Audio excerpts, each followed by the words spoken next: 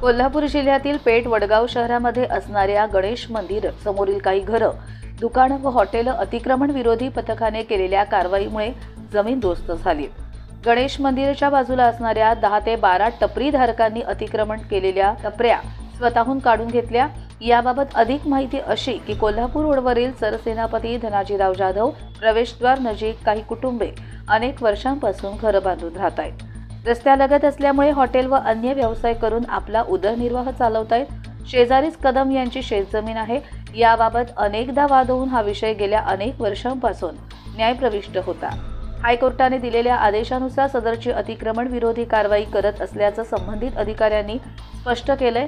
तर कोणत्याही प्रकारची पूर्वसूचना नोटीस न देता अचानकपणे अन्यायकारक कारवाई केल्याने पीडित प्रशासनाने शासनाच्या विरोधात संताप व्यक्त केला आहे। कोल्हापूर जिल्ह्यामधील असणारे जे पेठ वडगाव शहर आहे, या पेठ वडगाव शहरामध्ये कोल्हापूर रस्त्याला गणेश मंदिर आहे। या गणेश मंदिरच्या बाजूला वडगावची जी कमान आहे, या कमानीच्या बाजूला असणारी जी काही घरं आहेत, या घरावरती आज सकाळपासून या ठिकाणी PWD सांगली विभाग यांच्यामार्फत अतिक्रमण विरोधी कारवाई झालेली आहे। काकी काय सांगता तुम्ही ही कारवाई जी सुरू आहे याची कल्पना तुम्हाला अगोदर दिली होती का? नोटीस अगोदर दिली होती? नोटीस नाही दिली, नाही दिलेलं नाही म्हणजे मग काय नोटीस वगैरे काही काढलेलं नाही आणि डायरेक्ट येऊन कारवाई केली। माझा परपंच उद्ध्वस्त केलेला आहे, न सांगता न काय करता मला येऊन एक नोटीस काढलं नाही ना, एक वॉर्निंग दिली नाही बाबा तुमचं घर खाली करा किंवा काय। माझ्या हायकोर्टात केस चालू असताना या सचिन कदमाच्या सांगण्यावरून सगळं करत आहेत। सचिन कदमाला रोड पाहिजे यासाठी माझ्या हायकोर्टात आणि कोल्हापूर कोर्टात ही केस चालू आहे आमची 10 वर्ष झाली। अजून कोर्टाचा निर्णय झालेला नाही। न निर्णय होता तरी पण यांनी कारवाई केली। PW खात्याने सांगली जिल्ह्यात सूचना तुम्हाला दिल्या होत्या? काय सूचना वगैरे काही दिलेल्या नाही। कधीपासून तुम्ही राहता इथं? आता मी राहतोय 70 वर्ष चालू आहे। 70 वर्ष आमच्या आता आईचा पूर्ण इथं हे झाला, आयुष्य गेलं। आमची आई इथं पूर्ण राहते। मला आता 40-45 वय चालू आहे। सुरुवातीला घर कसं होतं तुमचं? 70-79 कौलाचं घर होतं, कौलाचं घर होतं। इतक्या वर्षात तुम्हाला कधी सूचना नाही किंवा काय नाही, अचानक कारवाई केली असते? सचिन कदमानं JCB लावून पाडलेला आहे। कदमानं शेजारी मागणं JCB लावून जुनं घर पाडलं आणि परत हे घर इकडे साईडला एका बांधा म्हणली आणि आता ती सरकारी जागा आहे, तो आपल्याला पाहिजे म्हणतो त्या रानासाठी, तो जमीन घ्यायला लागलाय। ती जमिनीसाठी काय सांगताय बोला? त्यासाठी जमिनीसाठी चाललंय म्हणा, जमिनीसाठी चाललंय। शेजाऱ्याचा त्रास आहे, शेजाऱ्याचा त्याचाच त्रास आहे आम्हाला, दुसरा कुणाचा नाही। तर या ठिकाणी असणारे जे नागरिक आहेत यांनी आपल्या व्यथा या ठिकाणी मांडण्याचा प्रयत्न केलेला आहे। त्यांच्या म्हणण्यानुसार जवळपास 1970 सालापासून ही लोक या ठिकाणी राहत आहेत। त्यावेळची जी घरं होती त्यावेळी ती झोपडीवाजा घरं होती। त्यानंतर या ठिकाणी त्यांनी रिनोव्हेशन केलेलं दिसत आहे। त्यांनी असा शासनावरती आरोप केलेला आहे की कोणत्याही प्रकारची पूर्वसूचना न देता अचानकपणे आज PWD विभाग सांगली यांच्या माध्यमातून या ठिकाणी कारवाई करण्यात आलेली आहे। आणखी नागरिक या ठिकाणी आपल्या सोबत आहेत, काय सांगाल? माझं हे 70 वर्षामध्ये यांचा माझ्या संघच आहे। कोर्टात आमचं चालू आहे। त्या साहेबाला दावलं तरी ते कोर्टाचं मान्य, कोल्हापूरच्या कोर्टाचं मान्य धरायला तयार नाही। मग मी त्याला म्हणले आमचं पाकिस्तानचं म्हटलं कोर्ट आहे का? ते पाकिस्तान कोर्टात असलं तर आमचं काढा आणि जर भारतात असलं तर काढू नका। तर त्यांचा कोर्टावर विश्वास नाही, दुसरं काय नाही त्यात। आणि ते माझं पत्र्याचं भात वगैरे तिथं माझं सगळं मोडून टाकलं त्यानं माझं। कधीपासून तुमचं घर त्या ठिकाणी? आता त्याला 70 पण यांचा आम्हाला संघच आहे, 70 पासूनच आमचं चालू आहे। तिथं पहिला पुढं गणपती देवळा पाहिजे होतं आमचं। यादव साहेबांनी सांगितलं आम्हाला, तिने बाबा तुम्ही इकडे दुसरीकडे जागा घ्या।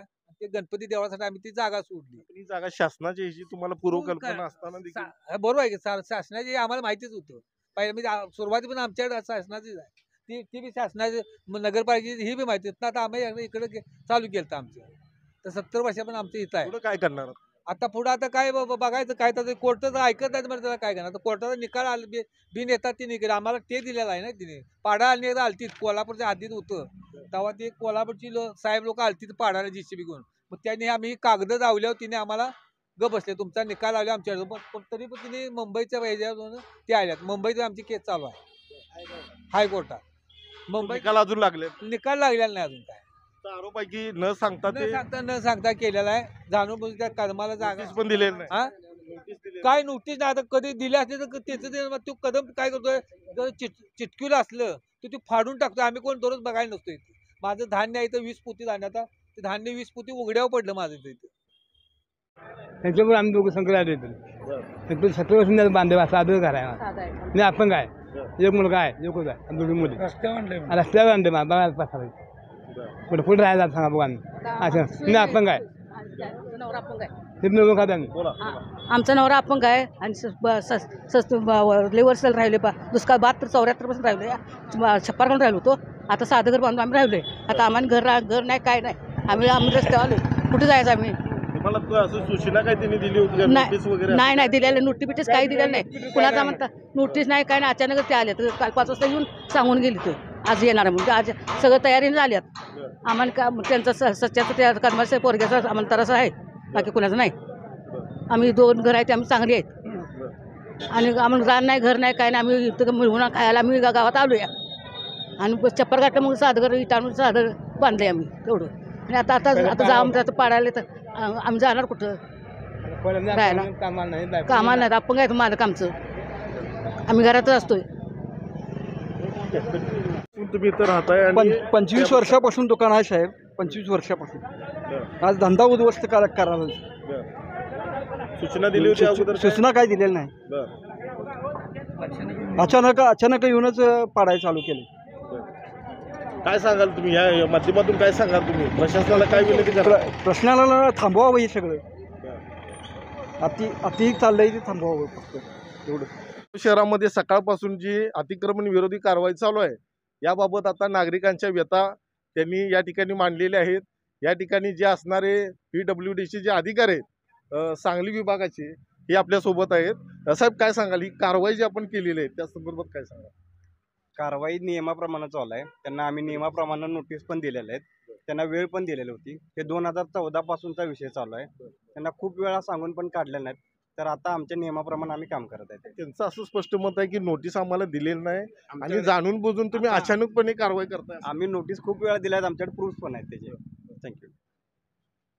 तर या ठिकाणी प्रशासकीय अधिकारी आहेत त्यांनी आपली बाजू मांडलेली आहे. कोणत्याही प्रकारची नोटीस दिलेली नाही असं नागरिकांचं मत आहे. पण प्रशासन म्हणत आहे की त्यांना आम्ही नोटिसा दिलेल्या आहेत. या कारवाईमुळे वडगावातील अनेक कुटुंब आता रस्त्यावर आलेले आहेत. आता पुढे ते काय करणार याबाबत प्रश्नचिन्ह निर्माण झालं आहे. सदरची अतिक्रमण विरोधी कारवाई केल्याने तानुबाई शंकर गायकवाड, आनंदा घोडके, अमोल अशोक सालपे, उत्तम खंडेराव भोसले या कुटुंबांना आपल्या डोळ्यासमोर आपले घर दुकान उद्ध्वस्त होताना पाहून मात्र त्यांचे डोळे पाणावले होते. आनंदा घोडके हे अपंग असून त्यांची परिस्थिती गरिबी व हलाखीची आहे. उपस्थित नागरिकांनी मात्र यावेळी हळहळ व्यक्त केली. याबाबत शासनाने पीडितग्रस्तांचे पुनर्वसन करणे गरजेचे आहे. या निराधार असणाऱ्या कुटुंबाला आधार देण्यासाठी वडगावातील दानशूर व्यक्तींनी पुढाकार घेणं गरजेचं आहे.